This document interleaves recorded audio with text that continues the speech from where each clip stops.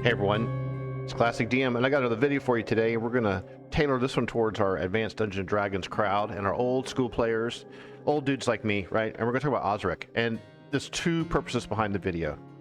One is to kind of explain to people who don't know what OSRIC is and how to get their hands on it and what its purpose is and how can it help you if you're trying to get back into playing old school AD&D.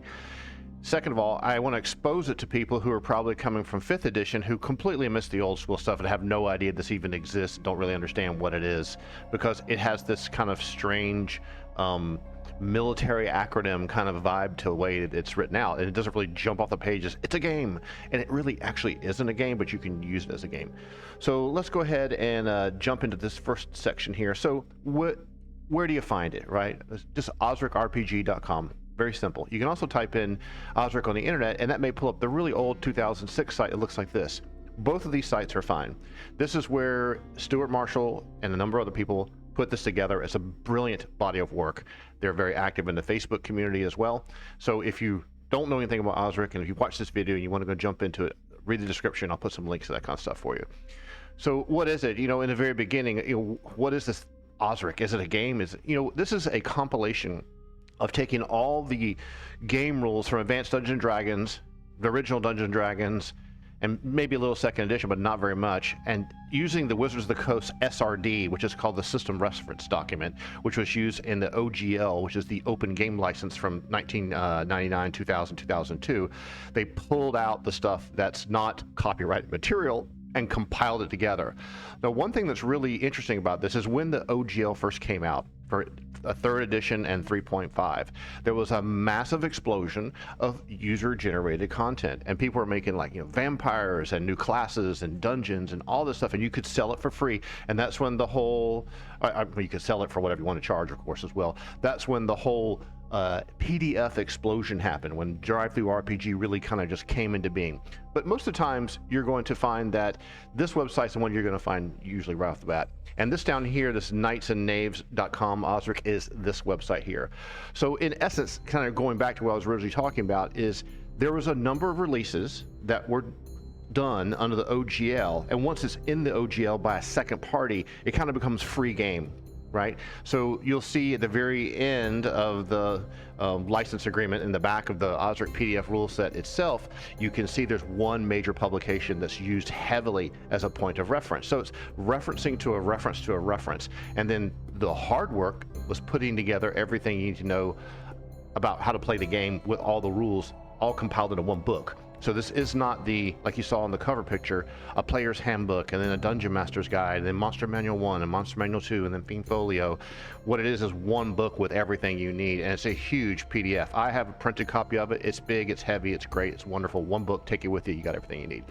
So, okay, you're cool, you're sold, you want to get a copy of it. Well, on the website itself, this one here, you can say you want to buy it or you want to get a copy of it, etc. You can go to the original OSRIC website and go back to the index here. You can download it right here, updated in February 2013, version 2.2. I still believe today is the latest version of it.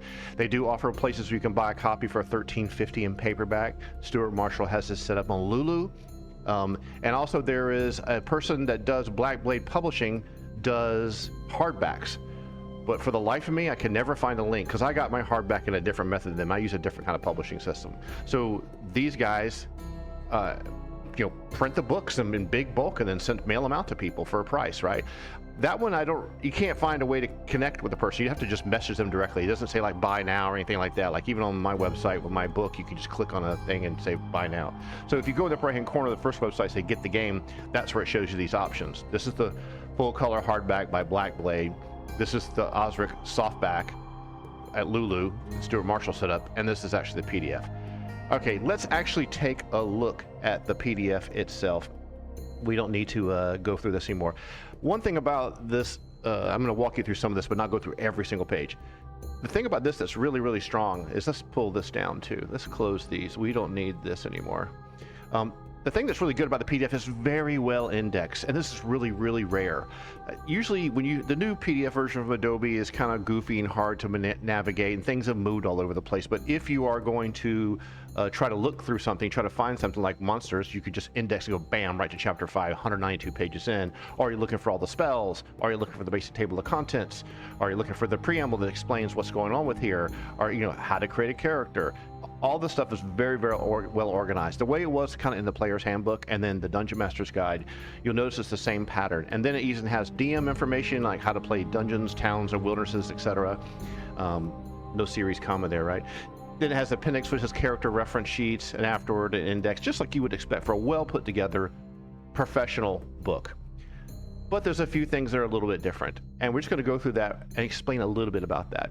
The one thing that is done really well is they took all the tables related to all the ability scores and all the classes and kind of combined it. So when you start going through, strength, dexterity, intelligence, wisdom, constitution, charisma, and then you go into the different races, everything you need to know is there, right? And they've rewritten and rephrased some of the things that you don't really need to know about anymore, if that makes any kind of sense at all.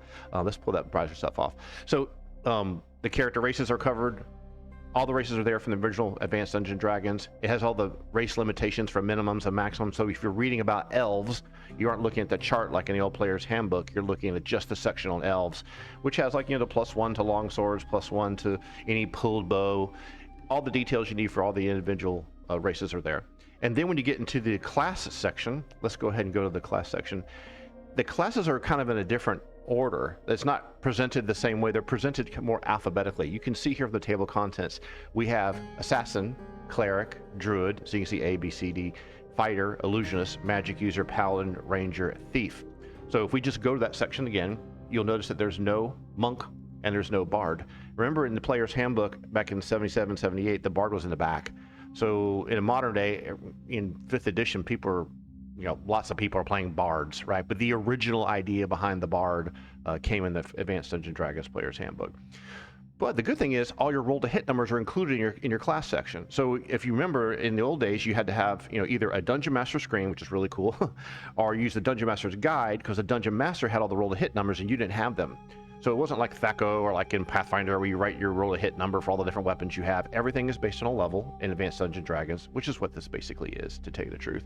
But it's all written in your class section. So if you're a fighter, right, and you're, I don't know, let's say you're level 9 fighter, and you're trying to hit armor class at 0, you need a 12 to hit. And that's going to be honoring the same numbers that you saw in the Dungeon Master's Guide in Advanced Dungeons & Dragons.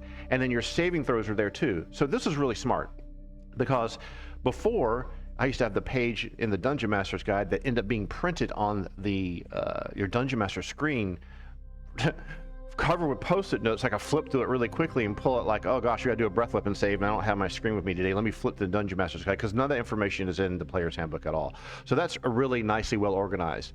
Another element that's really important to notice is that everything has been rewritten. This to keep the light, it isn't just copying and pasting the old content. It's been rewritten.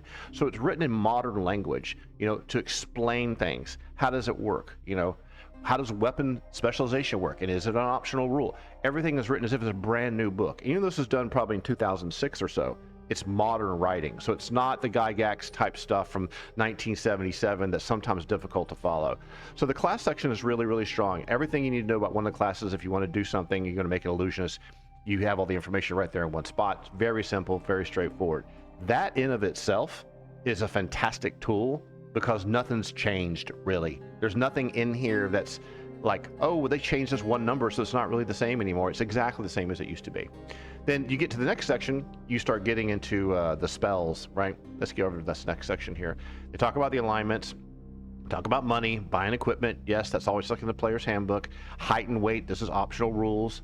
Then you go to the spell section. So just like in the original Advanced Dungeons & Dragons, the spells are by class. So you have the cleric spells by level. Then you have the druid, and then the magic user, and then the illusions, and that's it. There's no other spell. There's no arcane or primal or any of this kind of stuff like you see in Pathfinder. And then it goes through all the spells by class, as opposed to one master alphabetized list like Pathfinder does. Like Pathfinder, if you go to the you're playing a sorcerer, and you look at the spells, there's like a big chart up front that shows you all the spells that they can use, and then you got to go flip to the alphabetized section to find it, and then sometimes it's broken up, so it can be like, oh gosh, where is atonement? I can't find it. So very well organized completely. Then it has a good section here, how to play for the first time. Now the spell section's pretty big, right? You're talking about from page 36 to page 122. Is every spell ever created in here? Probably not. 99% of them in here are rephrased as something new. Yes, I doubt very seriously. Now, someone who plays OSRIC specifically all the time, which I do not do, I use OSRIC for self-publishing, may be able to tell you that, hey, this one spell, Windwalk, is really not the same. It's been rephrased. It used to be called this, or tongues. So that element I'm not 100% sure on, but I can tell you from what I look through here, it's nothing really different at all. So then there's a whole section on how to play the first time. This is really useful for people coming back to the game who have forgotten, because once again, things have been written in a clear, concise, modern writing method, especially this section here on movement. I do want to highlight this. Actually, I want to say it out loud. Let me turn the music down a little bit in the background, and maybe a little loud. So the movement rates in AD&D, you've heard me talk about this many, many times. I solved the problem in my own game, Decimation, Kingdoms and Empires, but in AD&D, a melee round, or round, is 1 minute long. It's not 6 seconds. A turn is 10 of those, so that would be 10 minutes. And movement is described in 3 ways. Walking around casually, cautiously, like moving through a dungeon, drawing maps, stalking, looking for something, being careful. Normal movement through an unknown area has a movement rate. If the movement rate is 90 feet, they move 90 feet per turn, right? Which is 10 minutes. It's not very far, but that's considering someone being very careful and cautious and making sure they don't do anything ridiculous. Like imagine cops breaking into a warehouse and looking for someone that's got someone held hostage. They're not going to go run at 90 feet in 6 seconds to try to find someone. They're going to cautiously move and listen. That was the idea behind Dungeons and Dragons in the beginning of the movement rates in the beginning. So, but when you're in combat, okay, you're moving 90 feet in a round. So if you've got your sword and shield out, your bow's out, you're casting spells, they're attacking you, you're attacking them, you're rolling to hit, they're rolling a saving throw, all that activity happens where every person takes a turn is in 1 minute. And it is implied there's lots of exchanges and blocks and parries and shuffling and moving and all kinds of things are happening. Now in the modern day, that's all compressed down to 6 seconds. But this section here is very well written and also explains how you can divide the movement rates to give you things like the number of miles you can move. So having AD&D re-explained and rewritten in clear, concise, well-formatted, well-put together, modern-day language is what makes OSRIC absolutely an achievement. And it's free. It's completely free. I mean, you don't have to buy this at all. You just download the PDF, boom. That's what keeps the spirit of AD&D alive. In fact, it's a tragedy that I haven't done videos about OSRIC in the past when I use it all the time for license agreements. So there's all the information about how to gain levels in your experience and falling and combat. How does it work? How do you determine surprise? How do you declare the spells, your general actions? So this is really, really good. This is better than what it's written in Traveler. It's better than it's written in the Paizo books. It's just so clean and simple, which is what's so beautiful about Advanced Dungeons & Dragons in the first place, is it's clean, simple, and beautiful. It just has wonkiness in some of the rules. Even has a whole section here later on about dungeons and towns and wilderness adventures. And this would be stuff that you would see in the Dungeon Master's Guide. It has one of these typical how to play sections where Eric and GM are playing with Mary, etc. Then you have a monster section. Now the monster section is a real struggle. And why is it a struggle? It's really a struggle because the stuff isn't, a lot of it's copyrighted, right? So there's not every single monster that you ever saw in the original Monster Manual, or in the original Monster Manual 2, or even in the Fiend Folio. You're not going to see any Githyanki in here. You're going to see everything you need to play a good, solid game, but you're missing a lot of the real signature D&D only type enemies, right? The ones that are in the SRD, the ones that have been in the other OGL publications, they use and reference heavily here, which I'll talk about that at the very end. Don't let me forget. In fact, you know what? Let me just go to it right now. If you go back to the very end where it has the gaming license in here, it's hard to see on the video, but you'll see that they're referencing Necromancer Games' Tome of Horrors, not Tomb of Horrors, the Tome of Horrors. There is a lot of enemies in the Tome of Horrors from Necromancer Games, including author Scott Green, based on original material by Simon Muth, blah, blah, blah, blah. That's where they're not ripping, but that's where they're getting the reference from the open game license and putting it forward today.